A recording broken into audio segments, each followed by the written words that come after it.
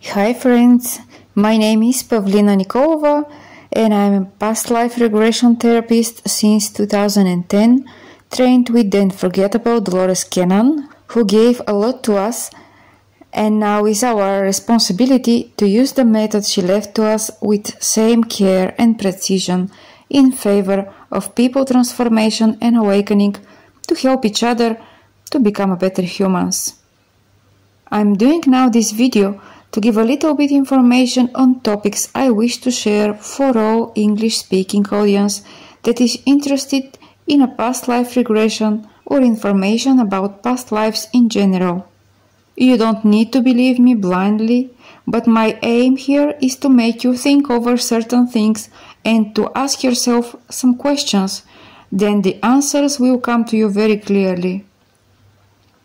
I share a lot of information in my Bulgarian channel, but since I started more often work with English-speaking people, I find necessary for such video to be made. When you research in YouTube, what you find mostly are guided meditations to reach past life alone.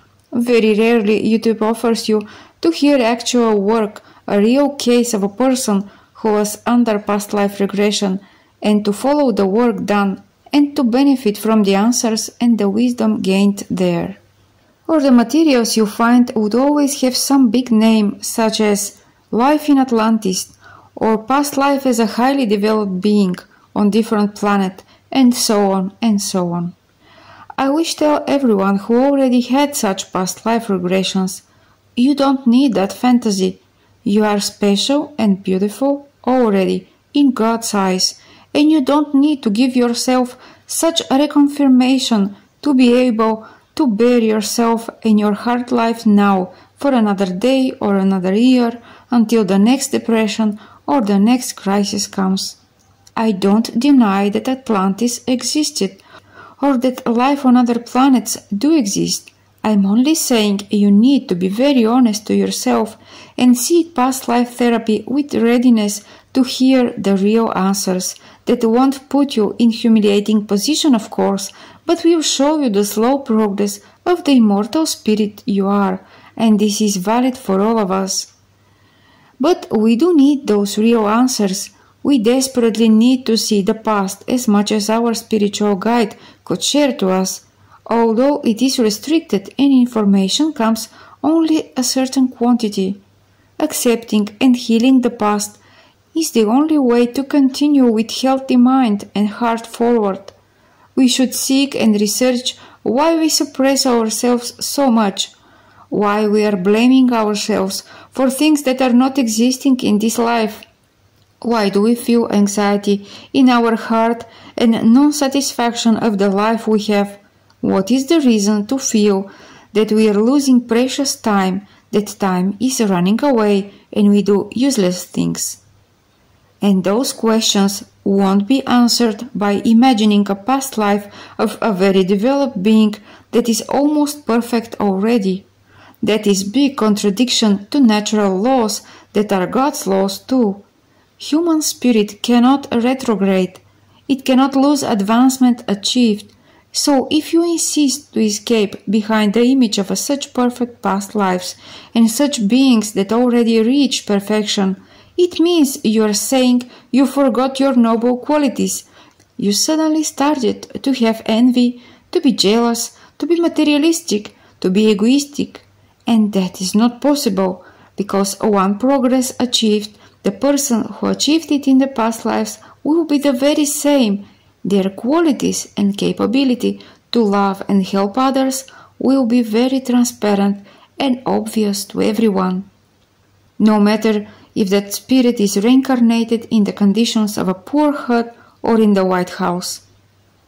I see one major problem why a person would choose to give way to such illusions to come, instead having a real, honest past life regression where specific past lives explain their weaknesses now, explain the wounds they have now, and give them the strength and motivation to change their path in current life.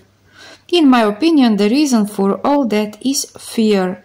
Fear of seeing who you really were, what you really did, things by the way that we do feel subconsciously. So there is no real escaping from the truth about the past. But it's unnecessary worry, because having spirit guides who take care of us, they do put a censor over the information and we see only what they want us to see. They kind of put a projector of light over the vast and dark library of our past lives, and where the beam of light falls, there is what you will grasp and see or feel during the past life regression process. Not everything. You are not allowed to remember everything because it is not appropriate and it is not the time to refresh your memory about your past fully. That is also something that might stay forgotten for longer periods, even when you are in a spiritual form after this life, when you exist in the period between two incarnations.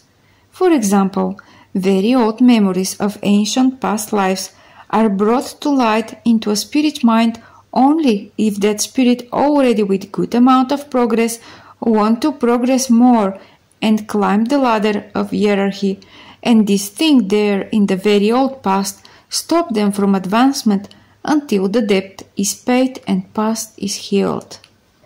We must understand why do we fear seeing a real past life. It is because we do have prejudice, we do criticize people, we divide things to good and bad, and we are afraid of seeing ourselves as one of those we had criticized and blamed. But very often exactly that is the case.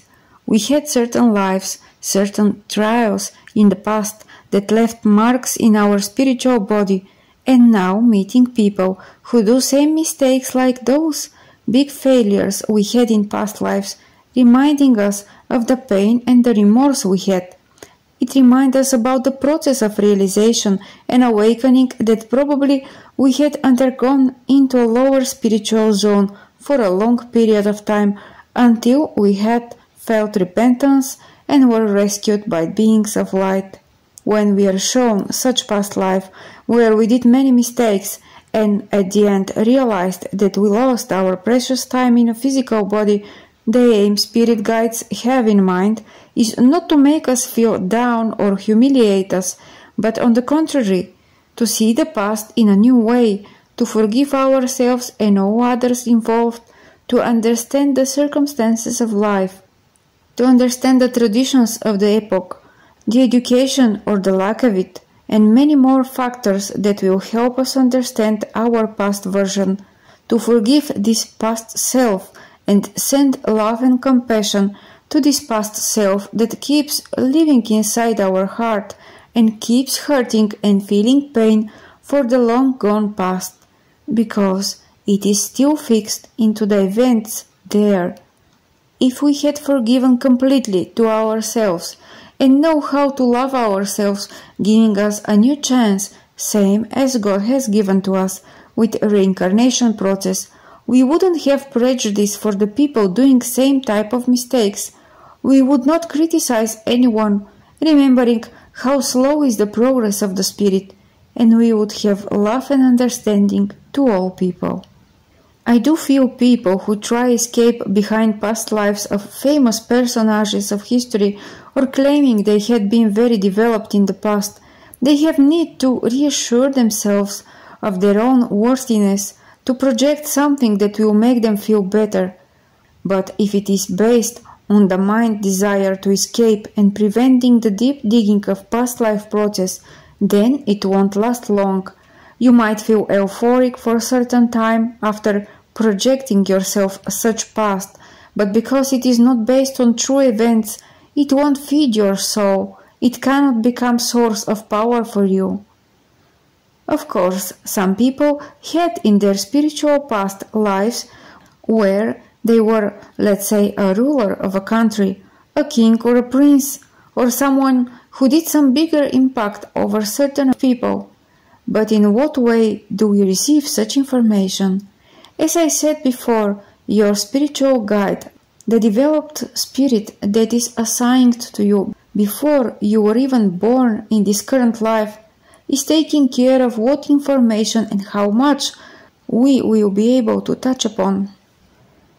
One common thing for all developed spirits is that they do know the divine laws and they do obey them.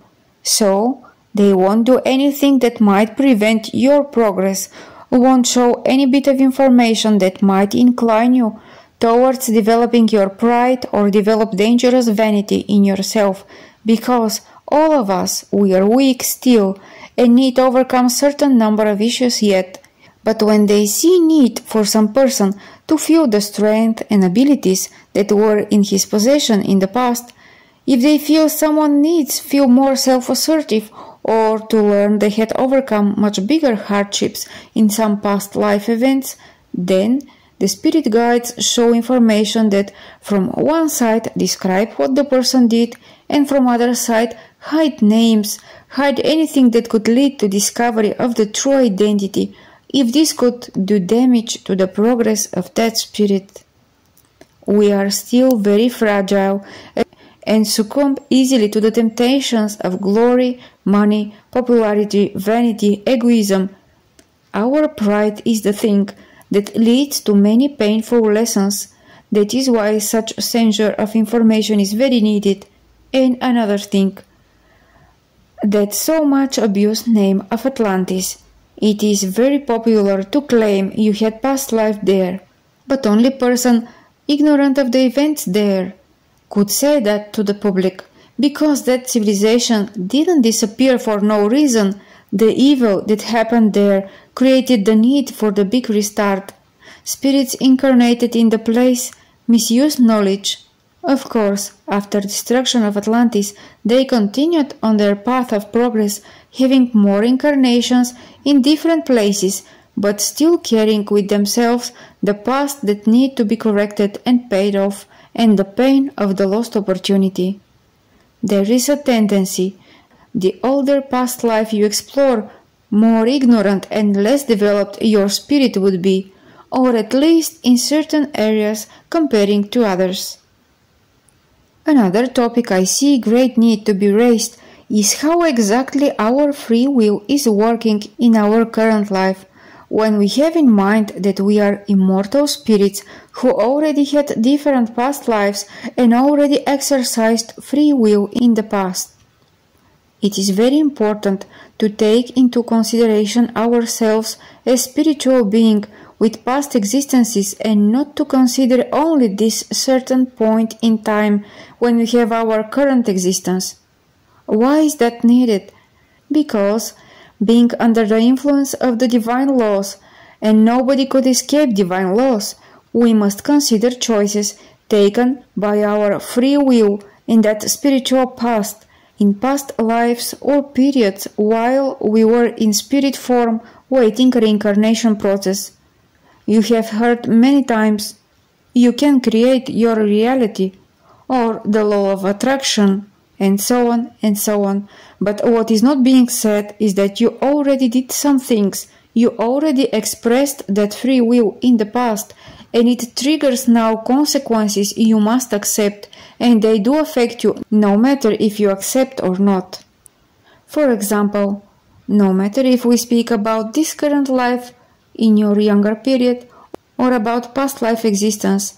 Let's think of someone who abused power over other people, abused the position in work they were given, and made a life of many co-workers hell just for the feeling of authority, or having the power and using it to show who is the boss, that he can control what happens to other colleagues. Such person uses their free will. Nobody forces him to do such evil deeds, and he does it by own desire and decision. Divine laws work in this case, as in any other case, initiating processes that after a certain amount of time will hit back on the same person who abused power. The manner the energy will return is specifically connected with the misuse of power and how it was done. If he used with intelligence to make intrigues and people fell under his evil tongue and slander, chances are same person might get mental problems at older age, or in next life suffer with injustices on his workplaces, no matter how often he changes the work environment. He could also suffer from antipathy at work without doing anything bad to anyone. In his case, no explanations from that type, you think negative and you attracted this reality by yourself. It doesn't work. It is not that simple. But yes, he did create own reality in that far past when abused the power he was given and now is paying the consequences. When we realize such thing, we have to understand that it is not bad, it is just paying a debt, and we should be thankful God gave us opportunities to pay our karmic debts, to clean our past. We should show acceptance, humbleness, humility, and give our efforts in doing good now, being merciful, helping other people, doing our obligations, no matter what type of debt we carry and the planning we have about paying it. We can soften the process by every and each good thing we do to others. By each case we show ourselves as merciful, loving person who is fast to forgive others and quickly forgets offenses.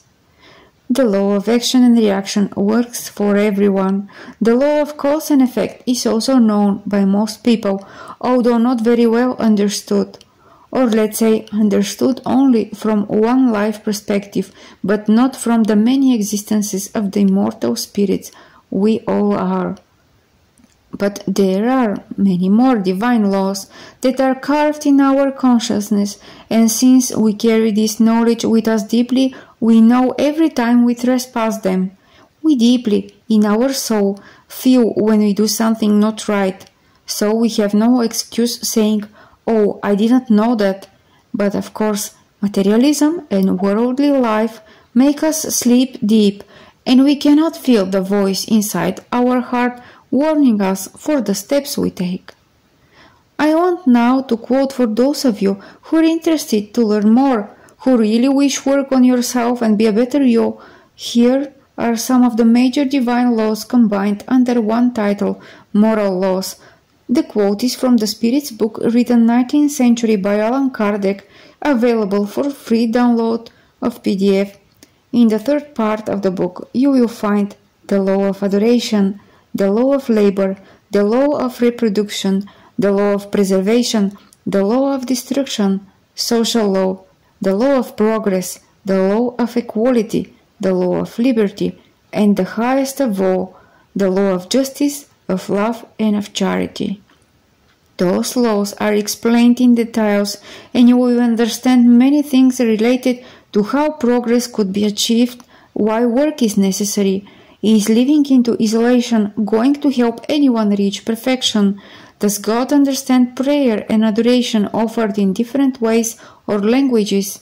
Do we have right over our body to forbid any spirit to reincarnate through us? And in what cases celibacy is acceptable? Do polygamy create karmic debts? What is necessary and what superfluous? Necessary distractions, collective debts, ties within the family, trials of riches in poverty, and many other topics included in all those laws. Many examples how the divine laws work in people's lives you can read in the many books that are testimony of spirits of the dead themselves, who tell in details about their past mistakes and how they were given chances to correct them, the preparation, the classes in the spiritual colonies they attended, and then the very return on earth. It is really impressive to see the theoretical knowledge we have about divine laws implemented and described into life events of a certain person. Such books you can find under the name of Chico Xavier, Brazilian medium, who left us great legacy of about 500 psychographed books written by different spiritual authors who used his unique mediumship to transmit to us their messages and testimony of life in the beyond.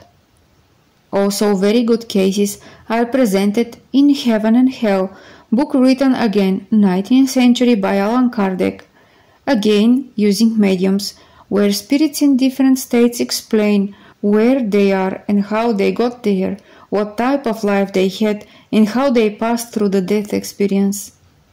Why is it important that we keep studying and broadening our view of spiritual life? This for sure impacts the way you will perceive your experiences during dream state and during past life regression.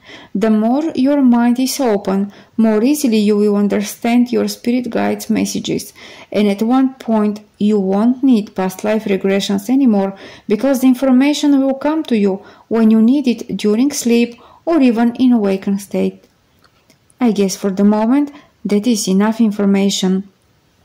So many things I share in Bulgarian that I now feel confused and I wonder if I did repeat myself, but I know I haven't shared for the English-speaking people almost nothing in the years, and I do keep meeting people who need help and we work in English, but for all of you, I will create folder in YouTube with some videos that are with English translations, subtitles or audio and cover those important topics I want to share to you.